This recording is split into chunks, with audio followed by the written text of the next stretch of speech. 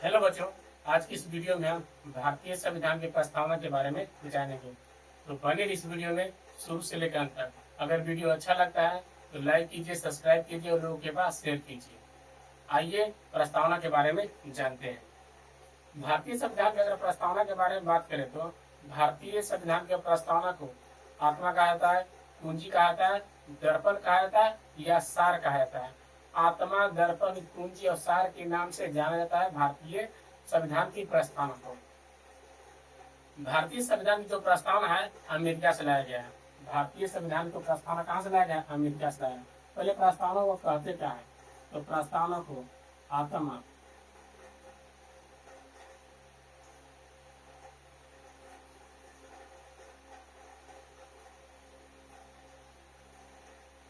प्रस्तावना को बोलते हैं आत्मा, बोलते हैं आत्मा, दर्पण,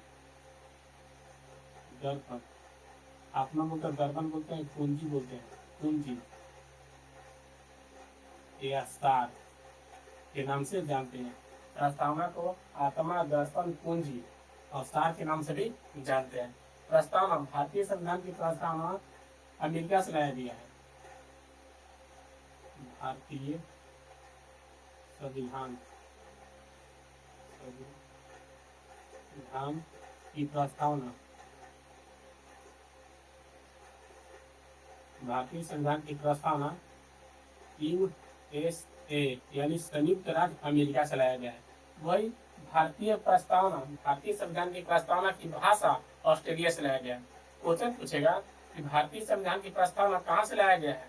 प्रस्तावना कहाँ से लाया गया है? तो अमेरिका से लाया गया है या USA से लाया गया है। लेकिन वही पूछेगा कि प्रस्तावना की भाषा कहाँ से लाया गया है? तो प्रस्तावना की भाषा ऑस्ट्रेलिया से लाया गया है। ठीक है, प्रस्तावना की भाषा, भाषा ऑस्ट्रेलिया से लाया गया है।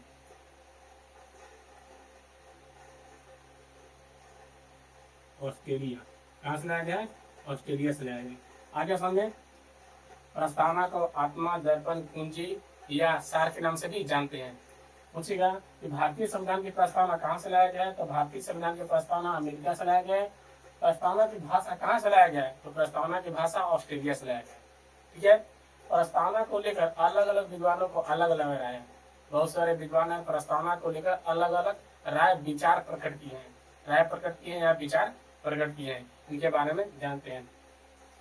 सबसे पहले थे एन पालकी वाला। एन पालकी वाला ने प्रस्तावना को कहा यह सबसे, यह परिचय पत्र है। क्या है? परिचय पत्र है। एन पालकी वाला, एन पालकी वाला ने प्रस्तावना को लेकर ये भारतीय संविधान की परिचय पत्र के समान है। यह परिचय पत्र के समान है। क्वेश्चन यहाँ से पूछता है कि भारतीय प्रस्तावना को परिचय पत्र किसने कहा था? तो एन पालकी वाला ने प्रस्तावना को परिचय पत्र, क्या कहा है? परिचय पत्र है। क्या है? परिचय पत्र है। ठीक है, फिर पंडित ठाकुर प्रसाद भार्गव, पंडित ठाकुर प्रसाद भार्गव, पंडित ठाकुर प्रसाद भार्गव, पंडित ठाकुर प्रसाद भार्गव ने बोले कि यह सबसे सम्मानित भाग है। यह सबसे सम्मानित भाग है, सबसे सम्मानित भाग है। ठीक है, पंडित ठाकुर प्रसाद भार्गव का बोले कि यह प्रस्तावना है जो सबसे सम्मानित भाग है। ये क्या बोले? क्वेश्चन पूछेगा कि किसने कहा था प्रस्तावना को यह सबसे सम्मानित भाग है? तो बोले थे पंडित ठाकुर प्रसाद भार्गव ने। आगे सुनिए, क्या बोले था? पंडित ठाकुर प्रसाद भार्गव ने। और मोहम्मद हिदायतुल्लाह ने कहे कि अमेरिका के घोषणा पत्र के समान है। मोहम्मद हिदायतुल्लाह, हिदायतुल्लाह हिदायतुल्लाह मोहम्मद हिदायतुल्लाह थे जो बोले यह अमेरिका के घोषणा पत्र के समान है, यह अमेरिका, यह अमेरिका के घोषणा पत्र, घोषणा पत्र के समान है, समान है। ये बात किसने कहा था? तो मोहम्मद हिदायतुल्लाह ने कहे थे। मोहम्मद हिदायतुल्लाह का बोले कि यह अमेरिका के घोषणा पत्र के समान है। जैसे में भारत गुलाम हुआ था, अमेरिका भी गुलाम हुआ था, अंग्रेज भारत को भी गुलाम किया था और अंग्रेज अमेरिका को भी गुलाम किया था। लेकिन पूछेगा विश्व में सबसे पहले आजाद होने वाला देश कौन है? तो अमेरिका है। और गुलाम होने वाला देश क्या है? तो अमेरिका है। आगे समझे। तो जब अमेरिका स्वतंत्र हुआ था उस समय घोषणा पत्र निकला था, वही बोले मोहम्मद हिदायतुल्लाह कि ये जो प्रस्तावना है अमेरिका के घोषणा पत्र के समान है। आगे समझे। और पंडित ठाकुर प्रसाद भार्गव का बोले यह सब जो प्रस्तावना है सबसे सम्मानित भाग है। प्रस्तावना को लेकर सबसे सम्मानित भाग किसने कहा था? तो पंडित ठाकुर प्रसाद भार्गव ने कहा था। ठीक है, पंडित ठाकुर प्रसाद भार्गव बोले कि प्रस्तावना सबसे सम्मानित भाग है, जबकि ये पालकी वाला बोले यह परिचय पत्र के समान है, यह परिचय पत्र के समान है। आगे क्यों बढ़ते हैं।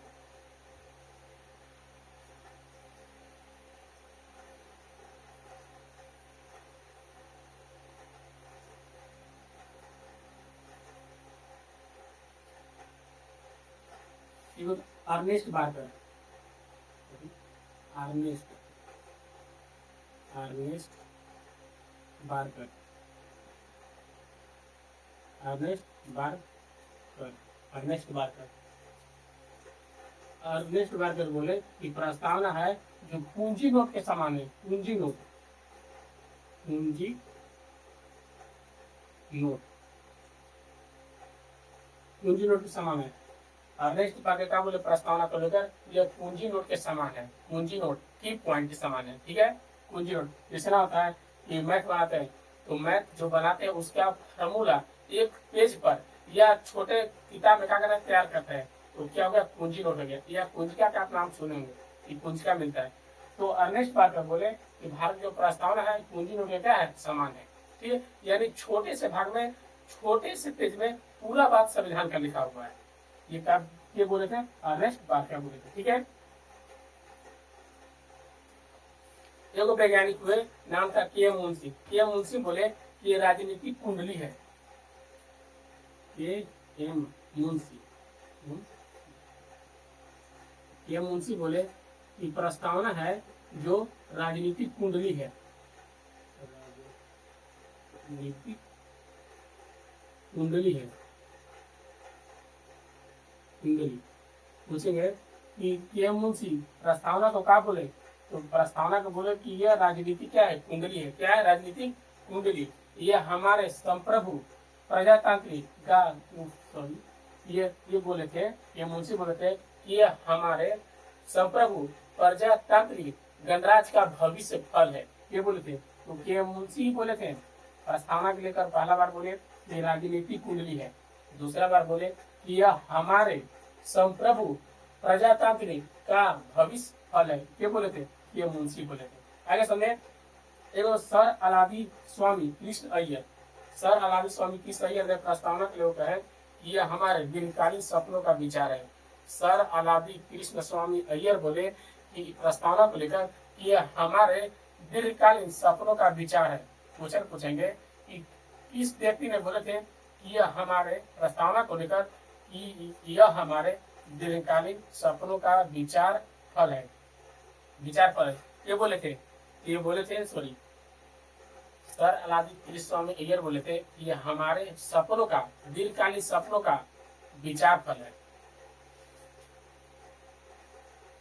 ठीक है, एक बात क्यों बोले थे? तो सर अलादी कृष्ण स्वामी अय्यर। ठीक है, सर अलादी कृष्ण स्वामी अय्यर का बोले, सर अलादी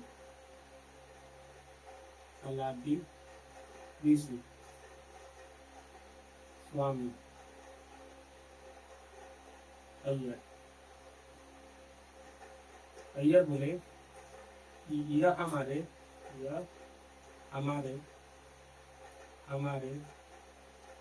दीर्घकालीन कालीन सपनों का विचार विचार है। ये बात क्यों बोले थे? तो सर अलाउद्दीन स्वामी अय्यर बोले थे। आगे सुनिए, इतने विद्वान थे जो अलग अलग राय से प्रस्तावना को प्रकट किए, विचार प्रकट किए। ठीक है, इतने सारे विद्वान और सभी विद्वान को प्रस्तावना को लेकर क्या क्या बोले उनके बारे में याद रखना है, क्योंकि क्वेश्चन न्यू से पूछा जाता है। ठीक है, अब आए क्यों चलते हैं। आपको ध्यान होगा, अगर प्रस्तावना की बात करते हैं तो प्रस्तावना को पंडित जवाहरलाल नेहरू ने 13 दिसंबर 1946 को 13 दिसंबर 1946 को संविधान सभा के समक्ष रखे थे, यानी प्रकट किए थे। लेकिन संविधान सभा ने उन्हें 22 जनवरी 1947 को उद्देश्य प्रस्ताव यानी प्रस्तावना को स्वीकार किया था।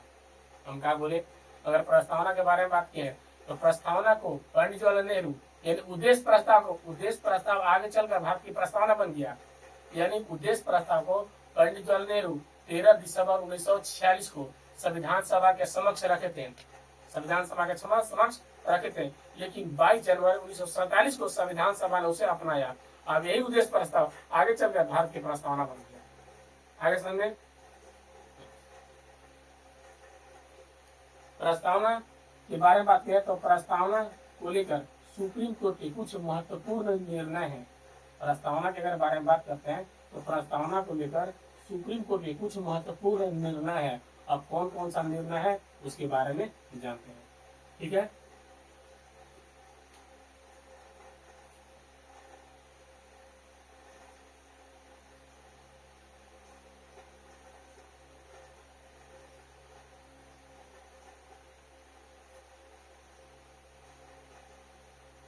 सुप्रीम कोर्ट का महत्वपूर्ण निर्णय, एक केस हुआ था बेरुवाड़ी वाद केस, बेरुवाड़ी 1960 में।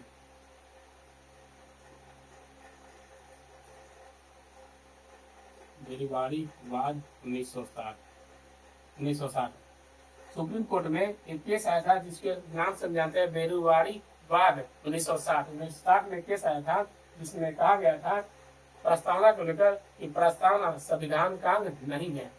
बेरुवाड़ी केस 1960 में आया था और उसमें कहा गया था, सुप्रीम कोर्ट ने अपना निर्णय दिया था, अपना जजमेंट दिया था कि जो प्रस्तावना है संविधान का भाग नहीं है, यानी संविधान के अंग नहीं है। पूछेंगे किस बात में सुप्रीम कोर्ट ने कहा कि प्रस्तावना संविधान के अंग नहीं है, तो बेरुवाड़ी वाद 1960 में बोला था। ठीक है, लेकिन वही केशवानंद भारती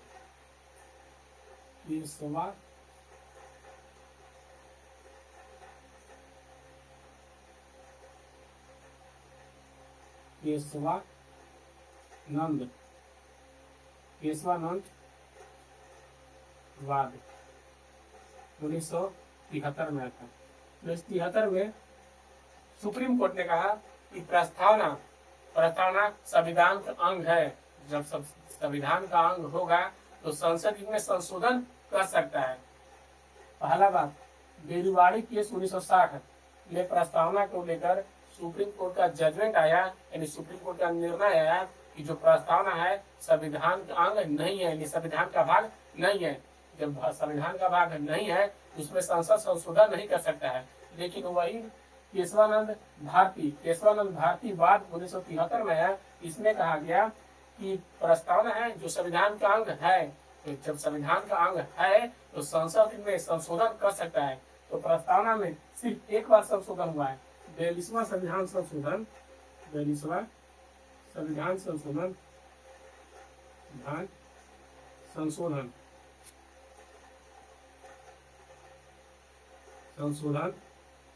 1976 में प्रस्तावना में केवल और केवल एक बार संशोधन हुआ है। और वह कब हुआ है?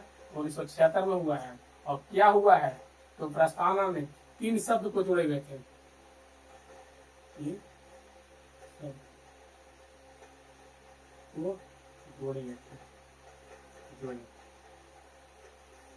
शब्द को जोड़े गए थे। कौन कौन सा 3 शब्द है? तो प्रस्तावना में समाजवाद, एकता और अखंडता। यह जब प्रस्तावना लागू हुआ था, प्रस्तावना कब लागू हुआ है? तो प्रस्तावना भी 26 जनवरी 1950 को लागू हुआ है। जब संविधान को लागू किया जा रहा था, तब विद्वानों के बीच, संविधान सभा के सदस्यों के बीच मतभेद था कि प्रस्तावना को लागू करें कि नहीं लागू करें। लेकिन अंततः 26 जनवरी 1950 को संविधान के साथ साथ प्रस्तावना को लागू किया गया था। और जब प्रस्तावना को लागू किया गया था, उस समय यह शब्द प्रस्तावना में नहीं था। तो यह शब्द को कब जोड़ा गया प्रस्तावना में? तो 42वां संविधान संशोधन 1976 द्वारा समाजवाद, पंथ निरपेक्ष और अखंडता। समाजवाद, पंथ निरपेक्ष,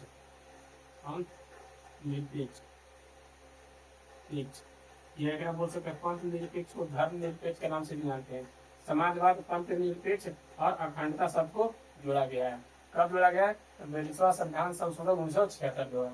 आगे समझे। तो आज की वीडियो में इतना ही, मिलते हैं नेक्स्ट वीडियो में। नेक्स्ट वीडियो पूरा प्रस्तावना को खत्म करते हैं, ठीक है।